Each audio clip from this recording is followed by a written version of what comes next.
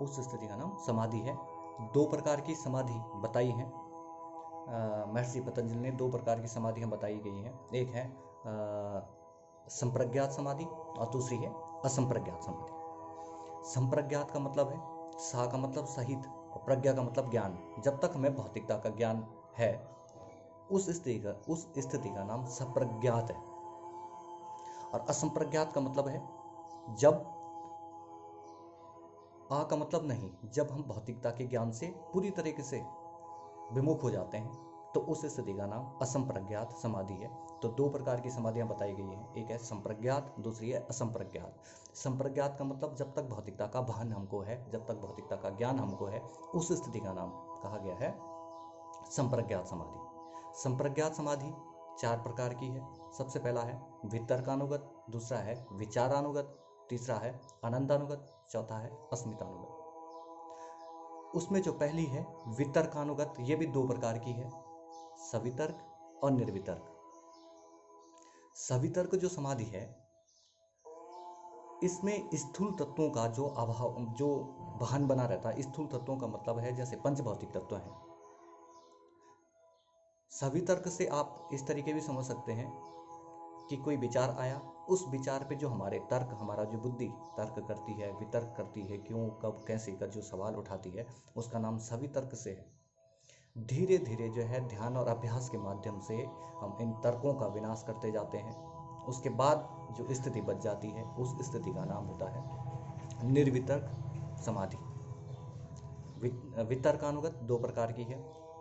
पहली है तर्कानुगत या सवितर्क, जब पंचमहाभूत तत्वों का तर्क हमारे पास होता है, स्थूल तत्वों का तर्क जब हमारे पास होता है, लगातार इन तर्कों का ह्रास करने के बाद हम निर्वितर्क में पहुंच जाते हैं। लगातार ध्यान और अभ्यास के माध्यम से हम इस स्थिति का भी ह्रास कर देते हैं। उसके बाद हम पहुंच जाते हैं विचारानुगत समाधि पे। विचारानुगत समाधि भी दो प्रकार की है, सविचार और निर्विचार। सविचार समाधि यानी कि सूक्ष्म तत्वों का आवागमन जो हमारे बुद्धि और हमारे चित्त पे रहता है, उस स्थिति का नाम है सविचार समाधि। सविचार समाधि में जो है सूक्ष्म तत्व, रूप, रस, गंध जो तत्व हैं, इन तत्वों का लगातार भान बना रहता है, यानी विचारों का प्रभाव हमारे चेतन मन में बना रहता है।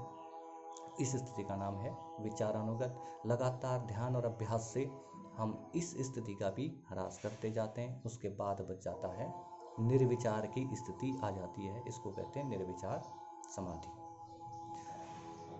फिर जो ये विचार, जैसे ही ये स्थिति दृढ़ होती जाती है, उसके बाद हमारे पास जो स्थिति, अगली स्थिति आती है वो आनंदानुगत स्थिति बच जाती है। सिर्फ एक आनंद का आभास मात्र हमारे चेतन मन पे रह जाता है और ये आनंद जो है कंटिन्यू हो जाता है, लगातार हो जाता है। इस स्थिति को जो आनंदानुगत समाधि कहा गया। धीरे धीरे जो है ध्यान और अभ्यास के माध्यम से हम इस आनंद का भी ह्रास कर लेते हैं। जो ये कंटिन्यूस आनंद हमको मिला था, लगातार मिलने वाला जो आनंद हमको आ रहा था, इसका भी ह्रास कर देते हैं। उसके बाद आ जाती है अस्मितानुगत स्थिति। अस्मिता का मतलब होता है सिर्फ मैं हूँ का भान जब तक हमें है, यानी कि हमने पूरी भौतिकता का विनाश का जो आभास था वो समाप्त कर दिया है। अब सिर्फ हमें इतना आभास है कि मैं हूँ जो ध्यान कर रहा हूँ पुरुष तत्व का, और मुझे उसमें विलीन होना। जब ये स्थिति आ जाती है तो ये स्थिति बच जाती है अस्मितानुगत समाधि की।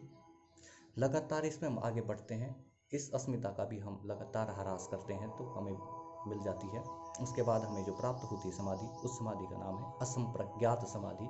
यानी कि लगातार जो हमारे चित्त में संस्कार थे, जो उन संस्कारों का भी ह्रास करने के बाद असंप्रज्ञात समाधि की स्थिति हो जाती है और जो चित्त है वो अपने मूल तत्व यानी पुरुष तत्व में जो है विलीन हो जाने की स्थिति में आ जाता है। तो उस स्थिति को असंप्रज्ञात समाधि कहते हैं। असंप्रज्ञात समाधि और अस्मितानुगत जो समाधि है, इन दोनों के बीच में एक स्थिति आती है, इसको उसका नाम है ऋतंभरा।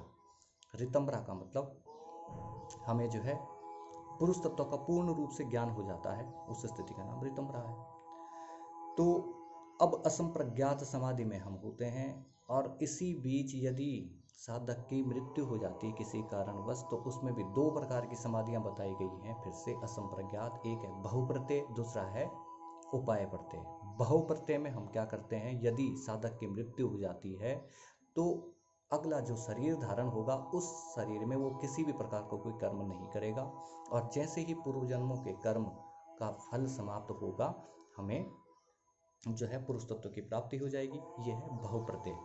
और उपाय प्रत्यय में क्या होगा, उपाय प्रत्यय में यदि साधक शरीर छोड़ देता है, उसे दूसरा शरीर मिल जाता है, तो उस दूसरे शरीर के माध्यम से श्रद्धा भाव से, भक्ति भाव से या किसी भी माध्यम से उसको दोबारा जो है प्रयत्न करके, और जैसे ही उसके पूर्व जन्मों के जो कर्म होंगे वो समाप्त होंगे, वैसे ही उसको जो है पुरुष तत्व की प्राप्ति हो जाएगी। और अंत में तदेवार्थ मात्र निर्भासम, उस परम जो तत्व है, उस तत्व का जिसका आभास कर रहे थे, उस तत्व में शून्य हो जाने की जो स्थिति है वो प्राप्त हो जाती है। तो इस स्थिति का नाम जो है असंप्रज्ञात समाधि कहा जाता है। तो जो मैंने कहा था कि योग चित्त संस्कारस्य निरोधा, यानी कि पूरी तरीके से जब चित्त से संस्कारों का भी निरोध हो जाता है तो उस स्थिति का नाम जो है अंत में समाधि मिल जाती है, तो समाधि की प्राप्ति हो जाती है। इसमें आपको ध्यान रखना है, समाधि का वर्णन जो है जो पतंजलि योग सूत्र में हुआ है, पुरुष तत्व में विलीन होने की स्थिति का नाम समाधि है। 2 प्रकार की समाधियां बताई गई हैं, असंप्रज्ञात और संप्रज्ञात। संप्रज्ञात पहली है, संप्रज्ञात भी 4 प्रकार की है, वितर्कानुगत, विचारानुगत, आनंदानुगत, अस्मितानुगत। फिर पहली प्रकार की जो वितर्कानुगत है 2 प्रकार की है, सवितर्क, निर्वितर्क। विचार वाली भी, विचारानुगत भी 2 प्रकार की है, सविचार, निर्विचार। उसके बाद आनंदानुगत, उसके बाद अस्मितानुगत। इसके बाद तम्रा प्रज्ञा की स्थिति आ जाती है, उसमें पुरुष तत्व का जो ज्ञान हो जाता है। और अंत में जो है अभ्यास और वैराग्य के द्वारा जो है असंप्रज्ञात समाधि की प्राप्ति होती है। असंप्रज्ञात में भी यदि असंप्रज्ञात में पहुंचने के बाद साधक शरीर छोड़ देता है तो 2 प्रकार की समाधि यहाँ पर बोली गई हैं।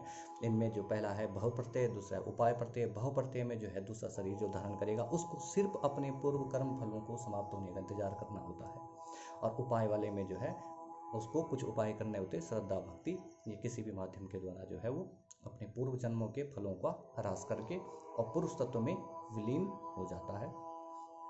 तो ये महर्षि पतंजलि के अनुसार समाधि थी, ये आपको ध्यान रखनी है। धन्यवाद।